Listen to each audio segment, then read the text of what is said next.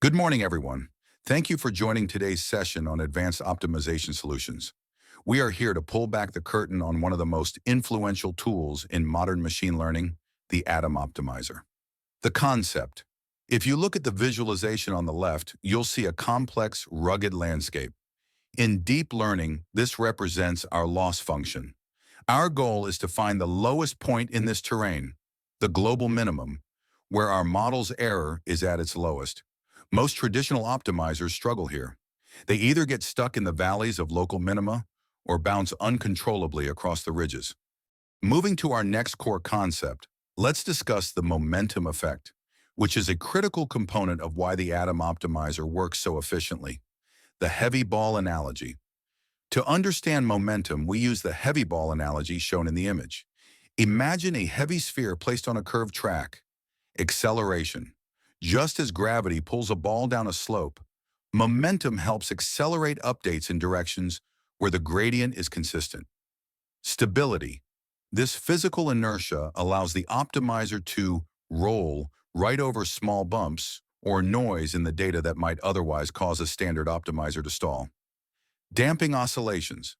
By keeping track of the previous direction, we prevent the ping-pong effect or oscillations, where the optimizer bounces back and forth across a narrow valley instead of moving down it. Impact on optimization. The ultimate goal of incorporating momentum is to enhance convergence speed. By building up velocity in the right direction, we improve convergence efficiency, reaching our global minimum significantly faster than we would with basic gradient descent. In the context of the Atom Optimizer, this heavy ball behavior represents the first moment, the moving average of our gradients. Now that we've discussed the intuition behind the need momentum effect, let's look at the actual mathematics that powers it within the Atom Optimizer. The equation, exponential moving average. To translate the heavy ball concept into code, we use the formula for the first moment. This is an exponential moving average of our gradients. Think of this as a weighted balance between the past away and the present. Breaking down the variables.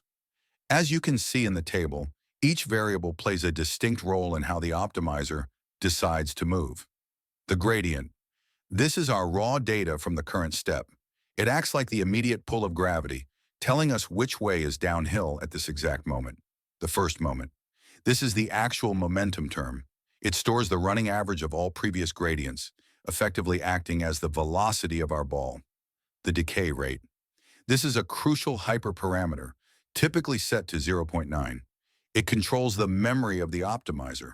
A high means the optimizer relies heavily on past directions, making it very stable but slower to react to sudden changes in terrain. Bias corrected. Since starts at 0, the initial steps can be very sluggish. We apply a bias correction to ensure the optimizer starts moving at the right speed from the very first iteration. The takeaway. By using this formula, Atom doesn't just react to the current slope. It remembers where it has been. This allows it to accelerate through flat regions and maintain a steady course toward the minimum, even when the individual gradients are noisy. Next, we'll look at these. Moving to our next core concept, let's discuss the RMSProp fundamentals and how they provide the brakes to the momentum we just covered. The core concept, adaptability. While momentum focuses on the direction and velocity of our steps, RMSProp, root mean square propagation, addresses the size of those steps. In a complex landscape, a fixed step size is dangerous. In steep areas, large gradients can cause the model to overshoot the minimum or oscillate uncontrollably. In flat areas, small gradients can make training painfully slow, causing the model to stall. RMSProp solves this by adapting the learning rate for each parameter individually based on how large or small its recent gradients have been. Building on our understanding of how RMSProp adapts learning rates, let's dive into the specific mathematics of the second moment. Shakari, the mathematical engine of RMSProp. To achieve that adaptive step size we just discussed, we use the formula for, which is the exponentially weighted moving average of squared gradients. If the momentum term we saw earlier was about the velocity of the ball, this second momentos term is about measuring the vibration or volatility of the terrain. So for variable breakdown, let's look at the components in the table to see how they influence the optimizer's behavior. Squared gradient. By squaring the gradient, we strip away the direction, the positive or negative sign, and focus purely on the meek or magnitudes of the change. This captures how steep the slope is at the current step. Current second moment estimate. This variable tracks the variance of the gradients. Its primary role is to scale the learning rate.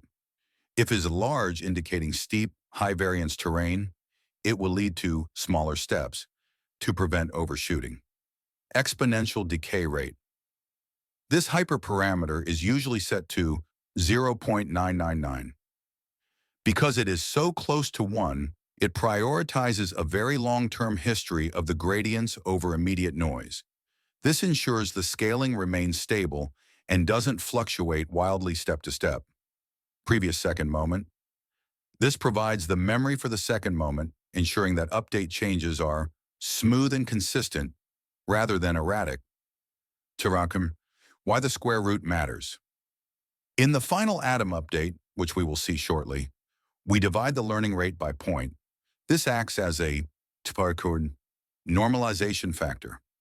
When a specific parameter has a very steep gradient, it grows, the denominator increases, and the effective step size is automatically reined in.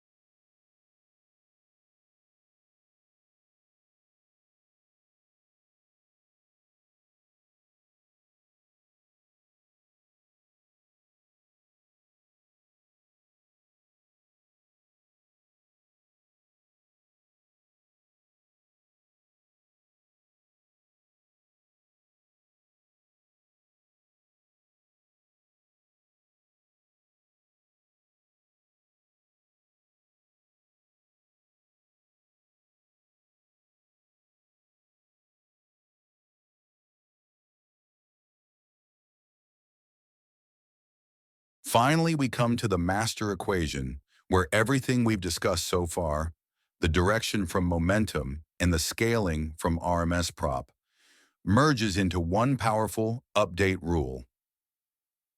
The combined formula. This single equation determines exactly how we modify our model's parameters at each step.